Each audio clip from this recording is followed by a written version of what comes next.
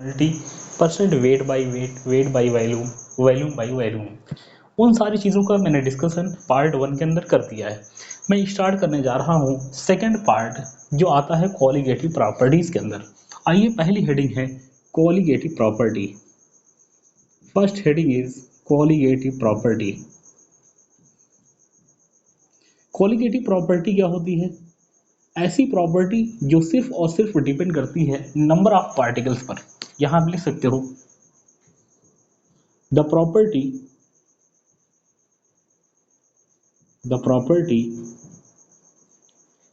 which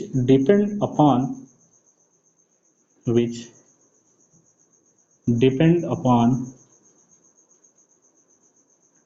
only number of particle,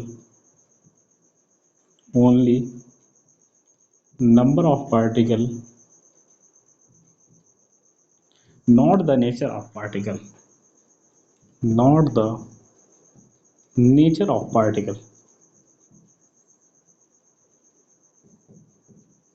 of solution। Solution का nature क्या है, चाहे मीठा हो, तीखा हो, फीका हो, इस पर डिपेंड नहीं करती कॉलिगेटिव प्रॉपर्टी, सिर्फ डिपेंड करती है नंबर ऑफ पार्टिकल्स पर।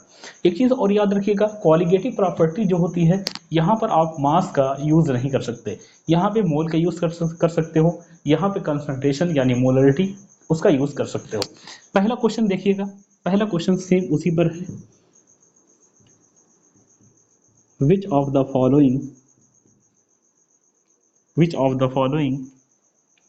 colligative property are same?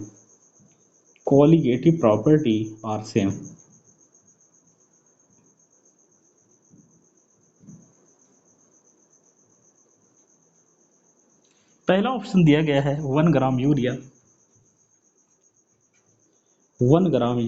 And 3 gram glucose. Second option दिया गया है 3.42% cane sugar and 0.1 molar cane sugar. Option number third is given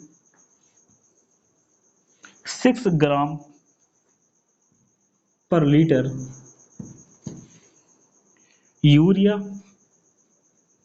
and 1.8% glucose. Option number fourth is given all of this. आइए हम इन question का discussion करते हैं। Question का discussion करें उससे पहले मैं आपको बता दूं, यहाँ पर जो वेट दिया गया है, परसेंटेज दिया गया है, आप इनका यूज़ नहीं कर सकते। हमें यूज़ करना होगा या तो मोल या तो कंसंट्रेशन यानी मोलरिटी। आइए मैं निकालने की शुरुआत करता हूँ। सॉल्यूशन देखिएगा, दिया गया 1 ग्राम यूरिया।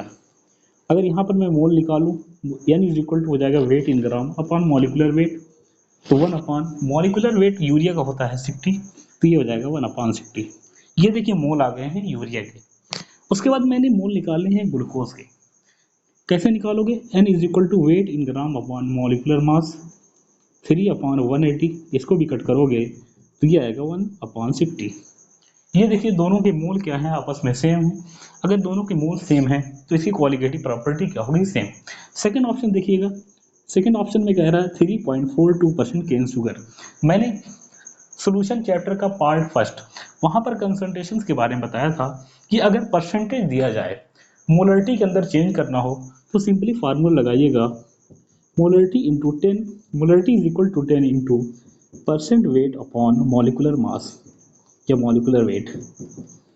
ये देखिए 10 इंटू परसेंट वेट दिया गया 3.42%, यहाँ पर रख दीजिए 3.42% upon molecular mass cane sugar का आपको याद होना चाहिए 342 होता है, इसको कट कर दीजिए, ये आ जाएगा 100। 10 अपॉन 100 करोगे तो ये आ जाएगा 1 अपॉन 10 यानी 0.1 मोलर। इसका आ गया है 0.1 मोलर, ये भी है 0.1 मोलर, दोनों की कंसंट्रेशन सेम है, इसका मतलब इसकी भी कॉलिगेटिव प्रॉपर्टी क्या होगी? सेम होगी। थर्ड ऑप्शन देखिएगा, थर्ड ऑप्शन में दिया गया है 6 ग्राम पर लीटर यूरिया। ग्राम पर लीटर यूरिया, इसका कहने का मतलब है यहाँ पर स्ट्रेंथ दी गई है। कभी भी स्ट्रेंथ दिया जाए तो मोलरिटी का फार्मूला होता है molarity is equal to strength gram पर लीटर अपान मॉलिक्यूलर मास या मॉलिक्यूलर वेट। 6 ग्राम दिया गया है, 6 अपान यूरिया का हो जाएगा 60, ये देखिए 1/10, ये आ गया 1/10।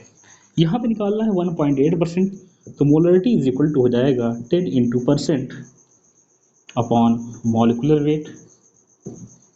10 इंटू परसेंट 1.8 दिया गया है, 10 into 1.8 upon molecular weight, glucose का होता है 180, ये देखिए आ गया 1/10। इसका भी आ रहा है 1/10 और इसका भी आ रहा है 1/10, यानी सबकी क्वालिटेटिव प्रॉपर्टी आपस में क्या है, सेम। तो ये ऑप्शन हो जाएगा ऑल ऑफ दिस।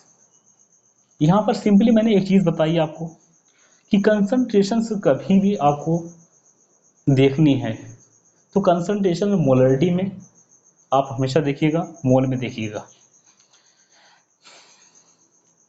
आइए मैं आगे बढ़ता हूँ।